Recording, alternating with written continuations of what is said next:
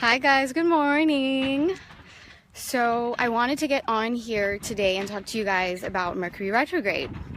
For those of you that don't know or are new, to watching my videos or my writings or my sharings, I'm a huge fan of Mercury retrogrades, and there are a lot more. I mean, they happen 4 times a year.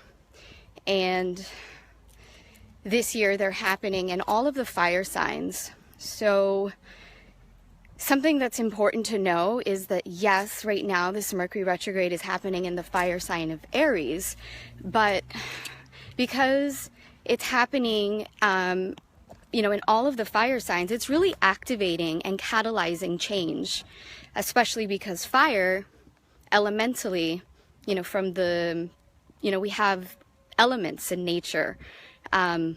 We have air, we have fire, we have earth, and we have water. And fire by nature is a volatile element. If you look at what happens with a fire, you put something in a flame, it's going to change its molecular structure. It's going to be transformed. So, and Mercury is a planet and a form of consciousness that is about change as well. So this is really like a double symbolism for change and transformation. But it's not just going to be influencing Aries or the Aries part of your chart, but all of the fire signs really. So I just wanted to say that, to keep that in mind. And number 2, what the fuck is Mercury? Excuse my language. What is Mercury and what is Hermes is the other name for, for this planet, for this god. He is the guardian of the thresholds. He is a guardian daemon or spirit. It's a symbol of the mind, and it relates to the throat chakra. So when we think about, first of all, when we think of the mind, the mind is composed of, the brain is composed of 2 different parts. It's composed of a left and a right. There's a consciousness and there's an unconsciousness. There's a creative and there's a logical. The throat chakra also, what it's doing, it's a bridge. It's a bridge from our mind and from the higher parts of us, the parts of us that are more logical and spiritual and more yang in nature, meaning there's straight, definitions. And the heart and the lower part of us is more yin in nature. It's more illogical. It's more instinctual. There is no order. It's chaos, So what Mercury, what Hermes, what the throat chakra, a lot. Hey guys, hi Liz, hey Maria, thanks for coming on. What this, consciousness does is it's bridging and it's unifying these 2 aspects of life, which is like the duality, right? The yin and the yang. It's bridging. That's actually what this is doing. So when Mercury goes retrograde, what's happening is we are in a liminal space. We are in a threshold, meaning we're in the in-between. We're in this place of the space between our boundaries. So, for example, boundaries is, think of a cell. Like in the body, it's a cell. The cell walls exist to hold things in the cell. It's a, like you're marking a line in the sand and you're saying, and it has to do with value. You're saying whatever is inside of this cell is me. I value this, therefore I'm going to bring it into my personal space. I'm going to be protected and held and contained in this space. Anything that I don't value is outside. That is not me. That is not what I value, okay? So it's actually those cellular membranes, and that's the liminal space. And it's that place of making choices and decisions and saying, okay, I want this. This is, what I value right now, or this is not what I value. So when we're in a Mercury retrograde phase, we're in this place of actually shifting our borders. Mercury is known as the shapeshifter, and that's what shapeshifting really means. Is it means you're changing your values. Your borders are shifting and changing so that you can adapt in this place of growth. Because, you know, for homeostasis to exist within a cell, just as animals, just living and breathing, we create waste. Think about the process of cellular respiration is we breathe in oxygen and we exhale CO2. CO2 is a poison to our bodies. To plants, they love it, right? Like, and that's why we're able to coexist together. We need plants, plants need us. But if we were to put ourselves in a container filled with CO2, we would die. I mean, that's how people commit suicide. Get out of the road! Psh. Thank you. Sorry about that. About to have like a death situation here. So anyway, yeah, so when we're in this place of recognizing that we need to grow and we need to change, what's happened is we've gotten bigger. The amount of, you know, so imagine you're in a container, right? Like, think of a fish that's in a fish tank, right? And that fish, once it starts to get bigger, it's growing.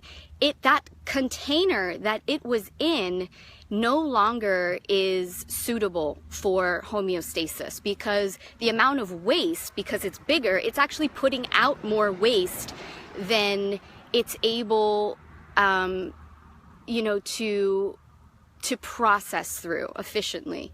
So what's happening is everything that was in that container, everything you're saying, I love, I value this, you know, what's happening is you are growing. You need to actually make those limits bigger now.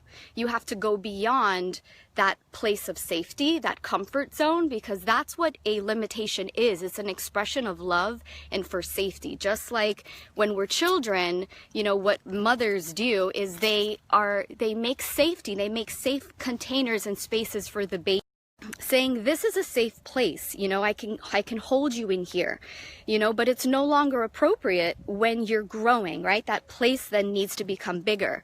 So what happens during a Mercury retrograde is it's pushing us beyond our comfort zone and our boundaries to look at what is beyond, what is on the other side of that border.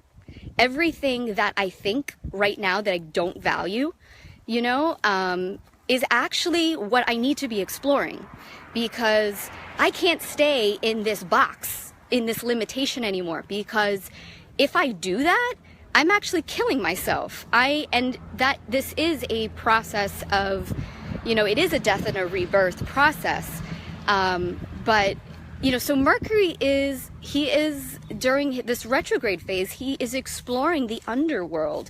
He's exploring, you know, he's playing on the borders. He's playing on all of the edges. And that is too what this opportunity is for us to do, is, you know, be in that liminal space and look at all of those things that at one point in time we said, I don't value that. I don't like that. I don't think that that's good. Because what right now we are requiring that. What is in our circle right now no longer really serves us. So, and the whole thing about, you know, shape-shifting and being in the liminal is being really honest with ourselves. It's being really truthful. I mean, that's, you know, that's what the throat chakra is about. It's about truth, right? So, but in this space, what is actually allowing us to be honest with ourselves is to look at the baser instincts. Okay, if we're on a threshold, if we're in a liminal space and you're playing with borders, you're playing with boundaries, this is a danger zone. And if you're in a danger zone, you are needing to access the primal parts of you, the parts of you that are about survival, which is your lower chakras. It's your baser instincts. It's not about the mind. It's not about, oh, well, I don't like that. Okay, that may have served you during a normal you know, part of, or quote unquote normal part of the cycle. But right now we're in limbo. We are in upside down world. We are in the underworld. It's not looking at that. It's really looking at what motivates you in a purely survival, getting your physical needs met. That is the key. And that is what is so, because, you know, in some circles, not all, like, you know, that you may have been trained that, oh, those baser instincts, like those are bad. Like, no, they are a part of the whole.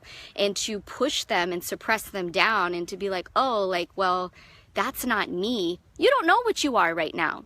That's the truth, is that because you are in limbo. We're all in limbo. We're all at this place where we're coming out, you know, we've gone beyond. So that's what, again, Mercury retrogrades, it's the end of a season. It's the end of a cycle. So you're not the same person that you were, you know? And so that is why it's so important and so key to really, you know, to slow down, because things are not what you think they are right now. You know, it's really, and another thing that's like helpful too is like looking at animals, like it's the animal part of us.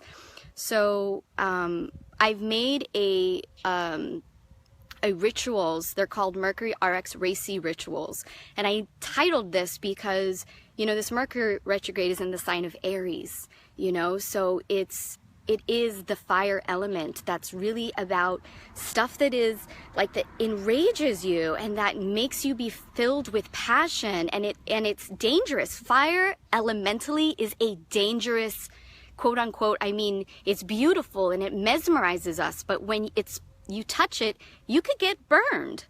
So, and that's part of what Aries actually expresses, is it's willing, it's daring, it's saying, I am willing to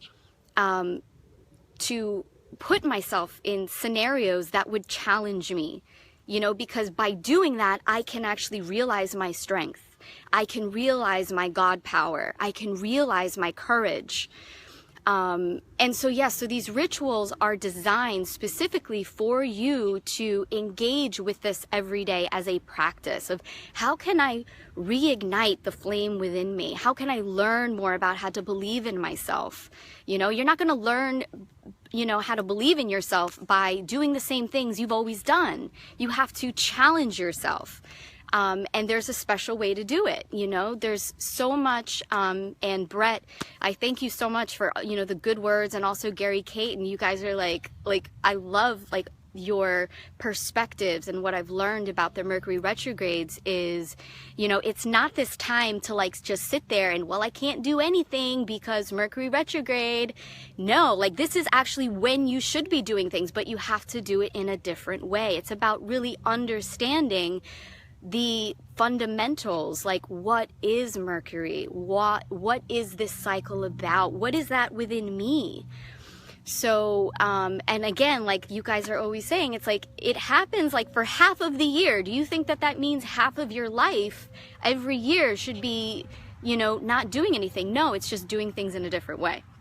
So if you guys have any questions about this, please, I'm doing special readings right now. Specifically, you can, for Mercury retrograde, if you want more one-on-one support and you really want to upgrade and use this, because it is so useful. I mean, like if you're in a place where you're like, I want to go beyond where I'm at, this is the time to do it, you know, and it takes I mean, Mercury is the guide, you know, so you want somebody that knows like how to give you another set of eyes, you know, in this liminal space. And the more you actually look at it with that set of eyes is, oh my God, I am in the rabbit hole. Like this is Wonderland. Like, you know, it's seeing with different eyes, allowing yourself to be seen, you know, in a different way, allows you to touch deeper into who you really are now.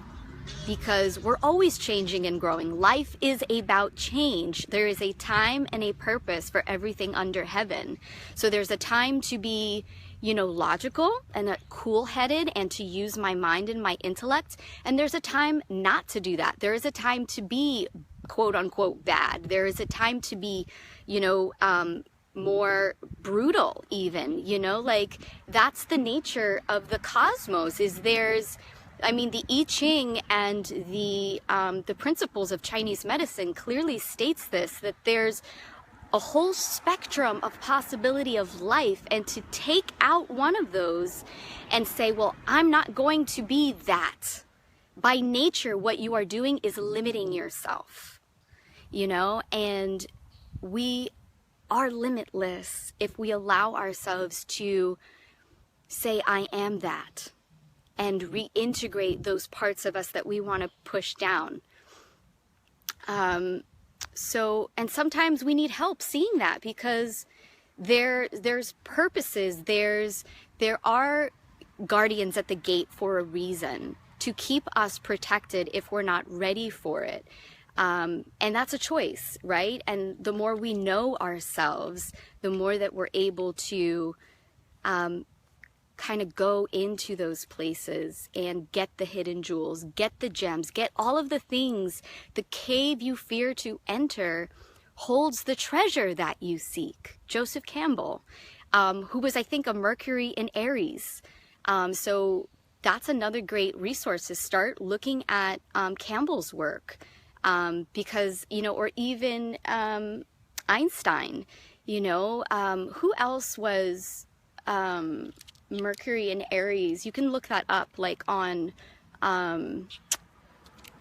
astrotheme.com. You can look at, you know, famous people and celebrities that have those, and even just starting to read, because Mercury's about the mind. Maybe you want to read quotes or read sources of information about their work. So yeah, so coming back to, or actually wrapping this up, I wanted to explain that a little bit, because, you know, after writing my rituals and just like, you know, I was re-looking at them myself, and looking at them, so making sure that I was clear, you know, of what I am, my perspective of this.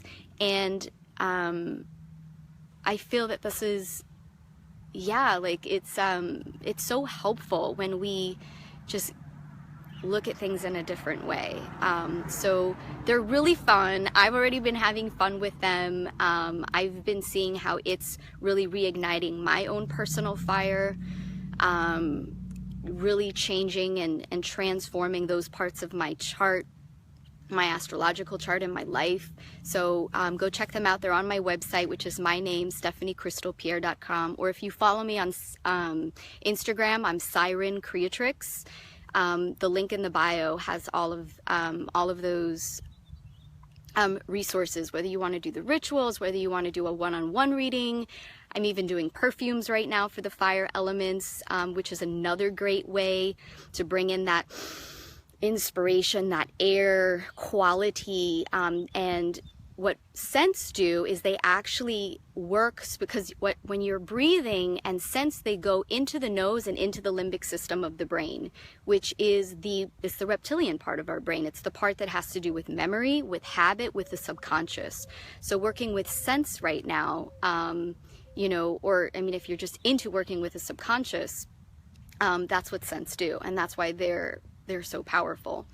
So I don't know if you guys have any questions. Intense but informative.